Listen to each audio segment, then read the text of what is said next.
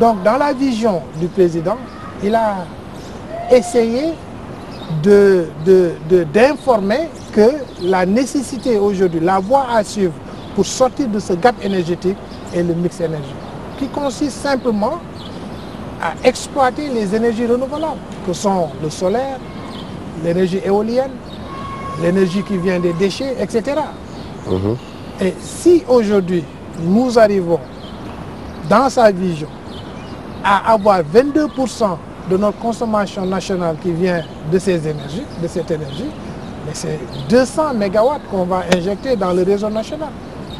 En plus des centrales qui vont rouler au charbon, qui coûtent moins cher que le pétrole, je pense qu'à l'horizon 2016-2017, cette promesse sera tenue. Parce qu'on aurait injecté dans le réseau national plus de 200 à 300 mégawatts qui vont qu'on va prendre du solaire, de l'énergie solaire, et cela est évident que ça va se faire ressentir sur les factures de l'énergie. Oui, et c'est ça une vision, c'est-à-dire le président n'a pas créé des plans TACAL qui règlent des ponctions pour des problèmes temporaires. Le président veut résoudre définitivement au Sénégal le problème de l'énergie. Et pour cela, nous avons des ressources. Les ressources sont là. Nous avons 3000 heures d'ensoleillement ici à Dakar et dans la sous-région. Nous allons profiter de cette Mais pour justement profiter de ces ressources, il faut un financement, il faut investir. Où allez-vous prendre l'argent pour investir? Je viens de vous dire qu'il y a des Américains qui ont proposé un éventail de projets solaires. Un toit, un panneau qui vise 200 000 maisons au Sénégal qui vont utiliser l'énergie solaire.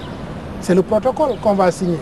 On a commencé par le protocole des lampadaires. Le président a identifié avec le ministre de l'énergie 71 000 poteaux qui vont être fournis à travers l'énergie solaire. Ça c'est au moins une consommation de moins pour la Sénélec. En plus de cela, vous savez que les universités, les lieux de culte, les édifices publics, ils consomment de l'énergie. Mais la plupart du temps, c'est de mauvais payeurs. Alors le président a proposé de les rendre solaires. Et au bout de 10 ans, avec l'installation qu'ils auront, en payant la même facture que celle payée à la Sénélec, le système solaire va leur appartenir. Et toutes ces 200 000 maisons qui seront installées au solaire, dans 10 ans, le système va leur appartenir. Voici des solutions qui sont des solutions durables. Le président, c'est un scientifique. Il ne vient pas ici pour... Mais l'énergie, ce n'est pas seulement Dakar, c'est aussi rural, c'est les régions, c'est les localités à l'entrée du pays. Tous les Sénégalais ont besoin d'accéder à cela. Il y a des villages aujourd'hui au Sénégal qui n'ont pas d'électricité. Mais nous sommes en phase pour satisfaire cette demande. Nous avons l'ASER aussi, qui s'occupe de l'électrification rurale. Et c'est un projet qui marche. Beaucoup de villages aujourd'hui au Sénégal, les gens ne se rendent pas compte, mais beaucoup de villages aujourd'hui utilisent l'énergie solaire pour s'éclairer. C'est évident. Il y a les pompes solaires qu'on utilise dans les fermes agricoles.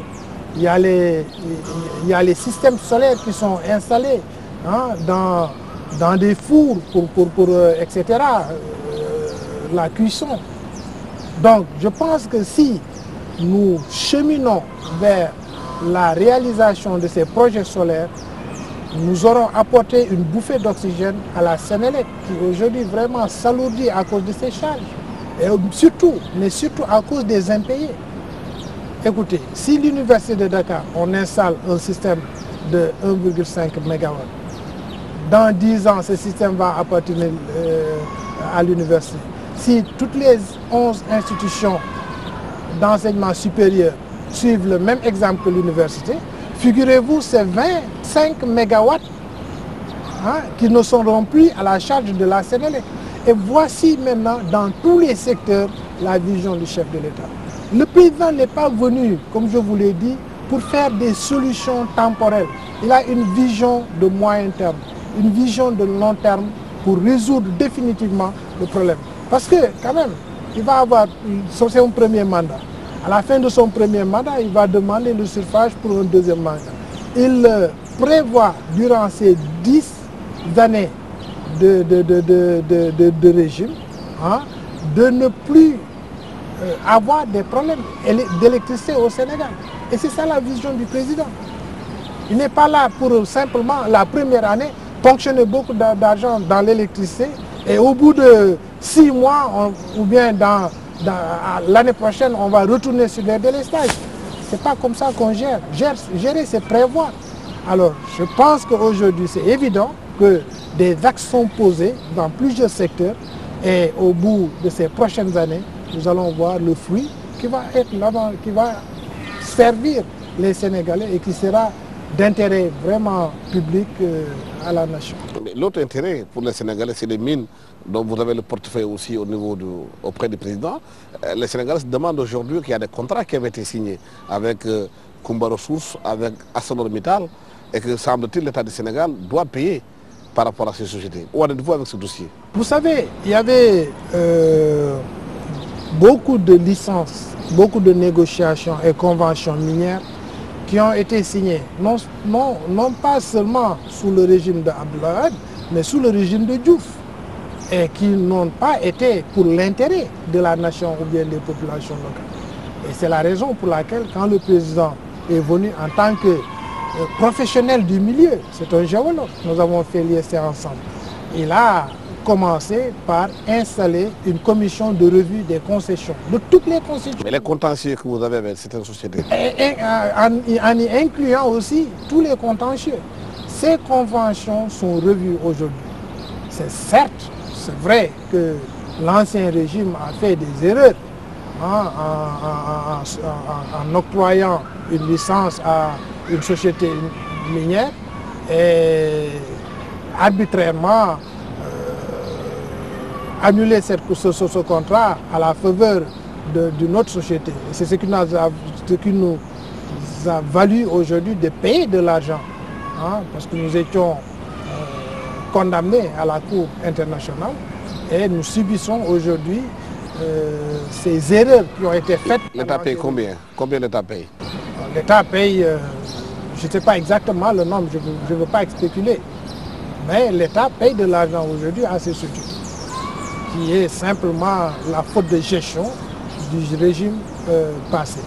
Et c'est pour cela donc, que le président a installé la commission de revue des concessions minières pour qu'à l'avenir, on n'aura pas ces genres de problèmes, que tout sera fait de façon légale en respectant non seulement le droit de l'État sénégalais, mais aussi le droit de nos partenaires qui sont venus ici investir. Et il y a beaucoup aujourd'hui, beaucoup de nouveaux projets dans le secteur minier qui vont voir le jour. Par exemple, nous avons découvert du verre. Il y a une usine de verre qui va être installée à Diogo, qui va utiliser le quartz riche, le sable dunaire riche en quartz pour faire du verre. Et nous avons identifié une capacité de 39 000 tonnes de sable par an qui pourra faire du verre. C'est l'équivalent de 600 000 pièces de verre. Donc ça aujourd'hui va faire du Sénégal une plaque tournante sur l'industrie du verre. Donc ces projets sont en cours, réalisés, ficelés. Et vous allez dans d'autres secteurs, c'est la même chose. Donc les gens qui disent souvent que c'est des promesses, ils ne savent pas qu'aujourd'hui nous sommes devant un président qui marche doucement mais sûrement. Mais qu'est-ce qui explique que tous ces projets soient au Sénégal mis en place et que l'opinion sénégalaise n'est pas au courant de ces projets? Pourquoi il n'y a pas eu justement un appel d'offres, comme les gens disent aussi, pour que les gens soient au courant que ces projets existent, pour que s'il y a des Sénégalais aussi qui sont intéressés, qu'ils puissent entrer en compétition? Vous savez, c'est simplement un problème de communication. Nous reconnaissons qu'il y a un gap de communication dans le gouvernement. Dans les réalisations du gouvernement aussi. Mais ce n'est pas aussi une question de transparence aussi? C'est-à-dire?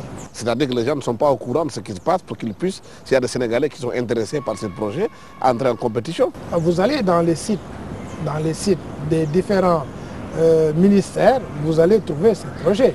Il faut savoir aussi que ce n'est pas tout le temps qu'on fait la publication de ces projets dans les journaux locaux. Et aussi, ce n'est pas tout le monde qui lit les journaux, ce n'est pas tout le monde qui regarde la télé. Mais c'est des projets qui sont connus dans le milieu, dans le monde des affaires et dans différents secteurs qui ont intérêt à investir dans ce projet. Mais qu'est-ce qui explique donc, si vous dites que tous ces projets sont là, que les Sénégalais continuent à dire que l'économie ne marche pas encore, qu'elle est là, qu'elle ne bouge pas? Nous avons trouvé un gap très profond, un trou très profond. Ce n'est pas une année qu'on peut refermer la décadence qu'on a subie durant les 12 années. Au bout d'une année, seul, même le président n'est pas un prophète qui a une baguette magique qui peut solutionner à la seconde tous les problèmes des Sénégalais. On a trouvé un problème de 12 années de malgestion. Certes, il y a des réalisations qui ont été faites, mais le pays a été mal géré durant 12 ans. Et je pense qu'on est en train de faire des efforts herculéens, et au point que dans les années à venir, 2013-2014, nous verrons les chantiers et la réalisation de tous les projets du président de la République. Mais est-ce que le problème, ce n'est pas aujourd'hui que vous avez un problème de priorité par rapport à ce que vous devez faire? Parce que si vous voulez tout faire, ce n'est pas possible. Qui embrasse trop mal étrange. Certains disent que le problème du gouvernement, c'est d'avoir des priorités sur des secteurs essentiels pour avancer. Vous savez, les priorités ont été fixées bien avant l'accession au pouvoir. Le président avait défini ses priorités comme étant 3. C'est le monde rural. Aujourd'hui, vous savez qu'il y a une progression dans le monde rural. Pour la première fois depuis je ne sais pas combien d'années, vous n'avez pas vu un paysan, un agriculteur qui est venu se complaindre. Nous avons fait une très bonne année de récolte et le monde rural est en train de se revitaliser. Ça, c'est une évidence. Ensuite, il y a les jeunes. Et tous ces projets dont je vous ai dit dans différents secteurs, le secteur de l'agriculture, le secteur minier, le secteur de l'énergie, c'est des projets qui vont générer beaucoup d'emplois pour les jeunes.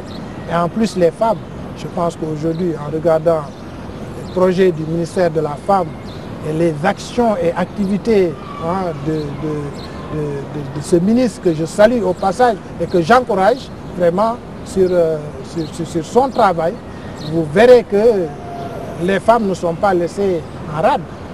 Il y a tout le temps, vous voyez à la télévision, sur le terrain aussi, qu'elle est en train de s'occuper vraiment des femmes en distribuant en finançant beaucoup de projets qui sont générateurs de revenus pour ces femmes qui étaient vraiment des femmes démunies.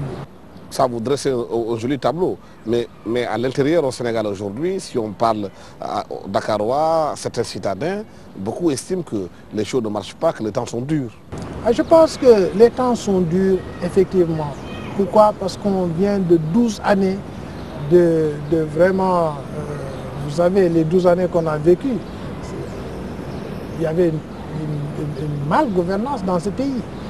Donc, si aujourd'hui on vient, et avec la volonté du président d'instaurer dans le gouvernement une bonne gouvernance, vous verrez que immédiatement l'impact sera le fait que ce qu'on appelle, et c'est vrai, l'argent sale, ou bien une malgestion, l'argent du public qu'on utilisait à des fins politiques.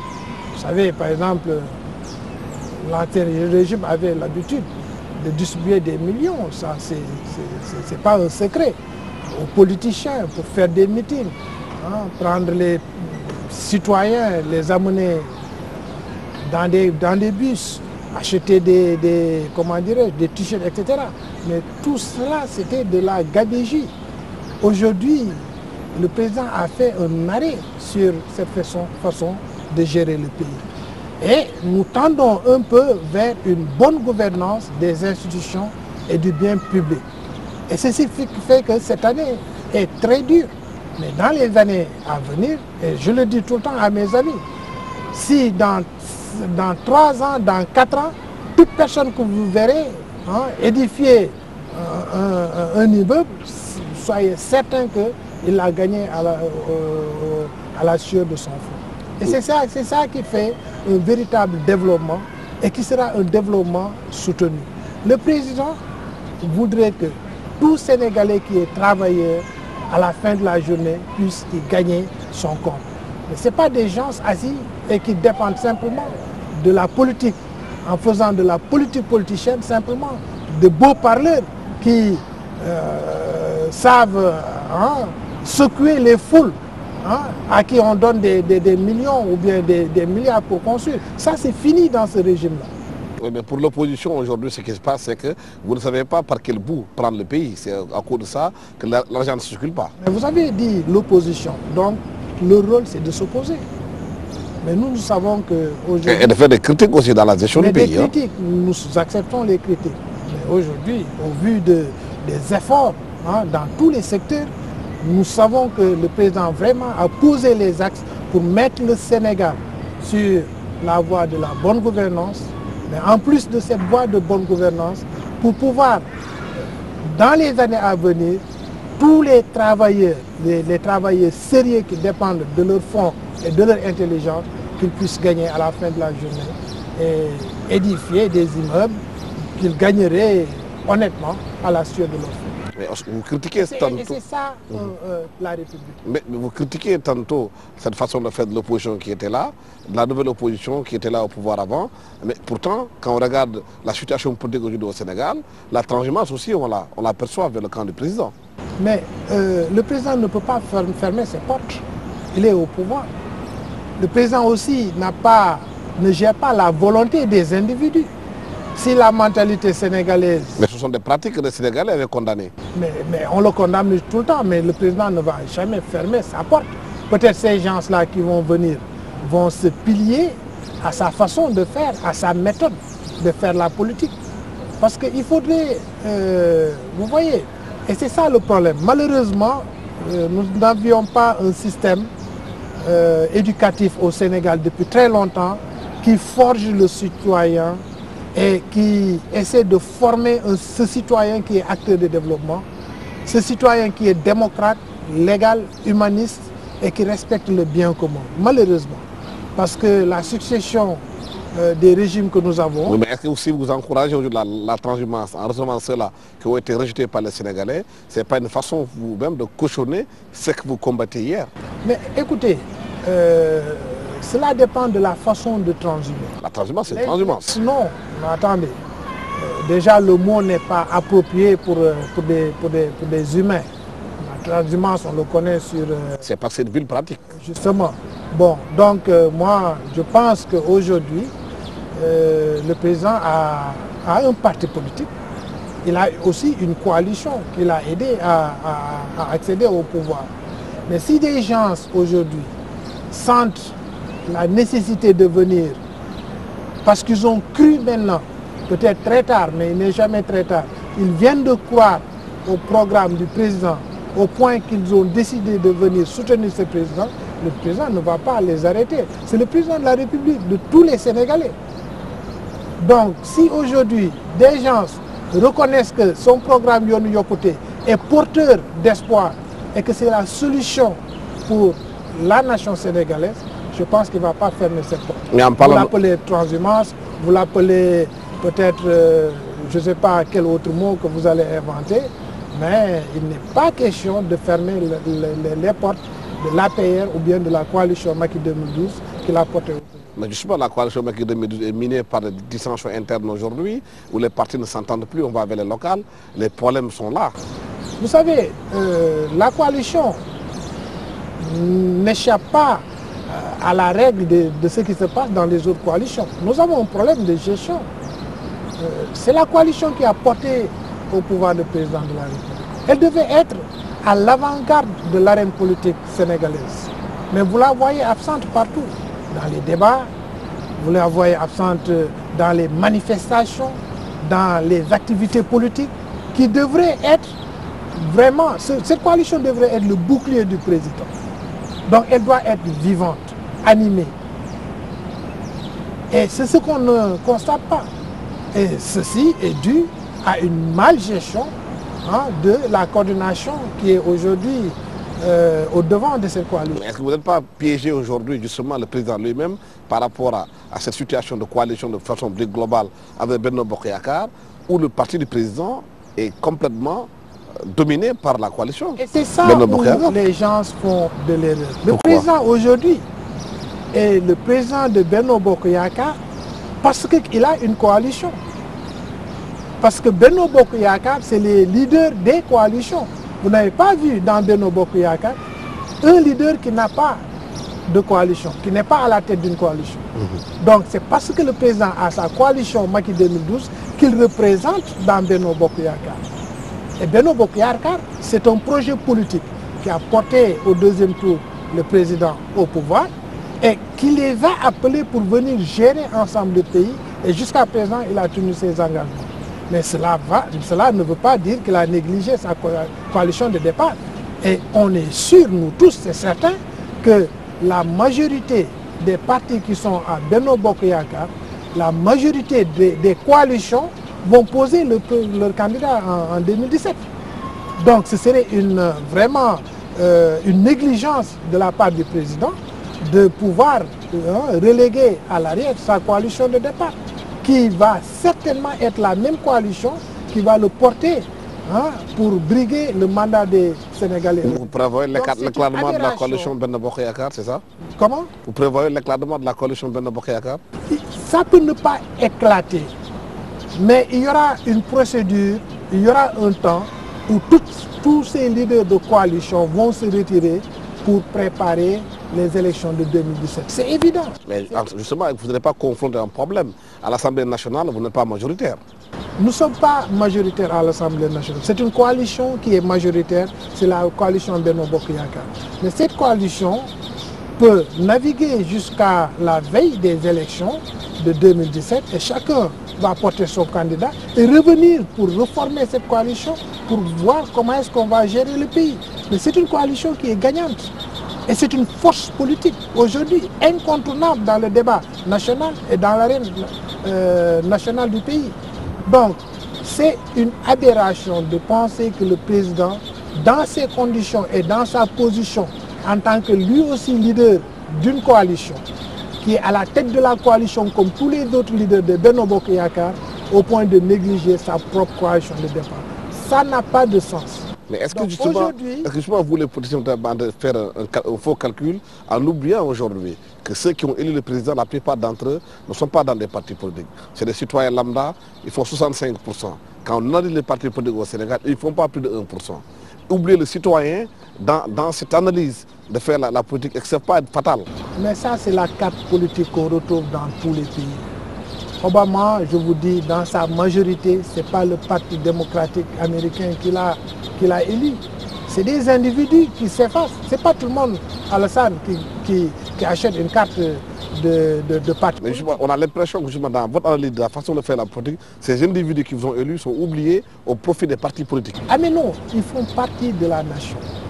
C'est la population sénégalaise. Et le président n'est pas élu pour l'APR ou pour sa coalition Macky 2012, encore moins pour la coalition Benno Bokk Yakaar. C'est le président de tous les Sénégalais. Donc, c'est la carte politique. Mais au constat, dans le choix des gens qui sont choisis pour diriger l'État de la nation, c'est les membres des partis politiques qui sont choisis. On voit la plupart du temps les membres de l'APR qui sont choisis pour diriger des sociétés, diriger des entreprises. On ne voit pas des Sénégalais anonymes qui ne sont pas dans des partis politiques indépendants choisis. C'est un problème, ça. C'est ça le mal de l'Afrique. Vous prenez les compétences ne sont pas mises en avant. Vous prenez l'exemple des États-Unis. L'exemple, pour être ministre aux États-Unis, c'est un appel d'offres. Les États-Unis n'ont que 14 ministres. Tout le reste, c'est des conseillers ou bien c'est des chefs de département. Mais ils n'ont que 14 ministres. Mais prenez ces 14 ministres.